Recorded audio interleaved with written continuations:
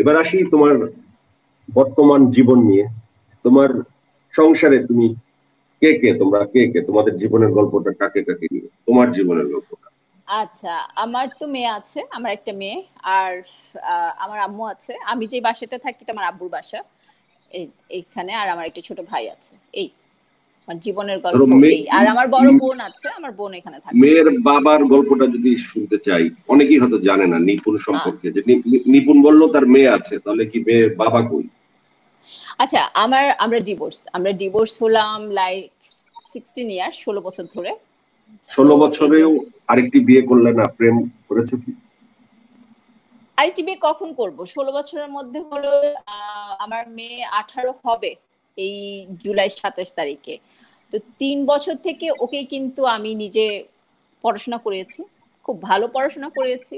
খুব ও new York একটা private school থেকে, লেমন স্কুল থেকে গ্রাজুয়েশন করেছে। সো সেটার পিছনে আমাকে অনেক ফোকাস করতে হলো। তার মধ্যে তো আমি আবার এর মধ্যে বাংলাদেশ চলচ্চিত্রে চলে আসলাম, সেখানে কাজ করলাম। সেখানে সিনেমাতে কাজ করা অত একটা ইজি ব্যাপার না, সেখানেও অনেক স্ট্রাগল করতে হলো।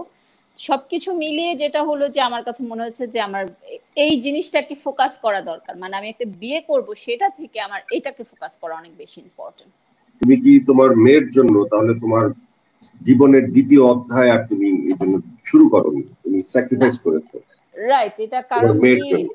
হ্যাঁ মনে হতে পারে যে মানে আমি আরেকটা বিয়ে করলাম, কিন্তু সেখান থেকে আমি আমার মেয়েটাকে ওরকম ভাবে হতে, অনেক কিছু লাইফে অনেক রকম হ্যাপেনিং হতে পারে। তা আমার কাছে তো মনে হচ্ছে না, তোমার আমি আগে একজন ওকে সিঙ্গেল মাদার সেট করি। হিসেবে, একজন সিঙ্গেল মাদার হিসেবে এতগুলি বছর কাটানোর অভিজ্ঞতাটা কিন্তু বলবে, কি অভিজ্ঞতা অর্জন করেছো? কি কি অভিজ্ঞতার ভিতর তোমাকে অতিক্রম করতে হয়েছে? সিঙ্গেল মাদার হিসেবে তো আসলে প্রথমত হলো যখন আহ, আমি তো 2008 পর্যন্ত নিউ ইয়র্কে ছিলাম। সেখানে আমার খুব একটা ডিফিকাল্ট হয় নাই, কারণ আমার মেয়ের বেবিসিটার ছিল, খুব ভালো বেবিসিটার ছিল। সেখানে জব জব করতাম, সেখানে আমার খুব একটা, কিন্তু ঢাকায় আসার পর তো আসলে সরি, আমাদের এই জায়গাটা তো এখনো সিঙ্গেল মাদারদের ওই জায়গাটা অতটা স্ট্রং হয় নাই। আমরা বলি বাংলাদেশে যে, হ্যাঁ কিন্তু আমরা বলি অনেকেই সিঙ্গেল মাদার আছে, সিঙ্গেল মাদার হিসেবে অনেকেই সেটা সাকসেসফুল। এখন আছে। এখন আপনি যদি 2006-এ যান, আমি 2006-এ যখন আমি ঢাকায় আসছিলাম, যখন আমি সিনেমায় কাজ করলাম, তখনই কিন্তু সবাই জানতো যে আমার একটা মেয়ে আছে, এন্ড আই এম সিঙ্গেল।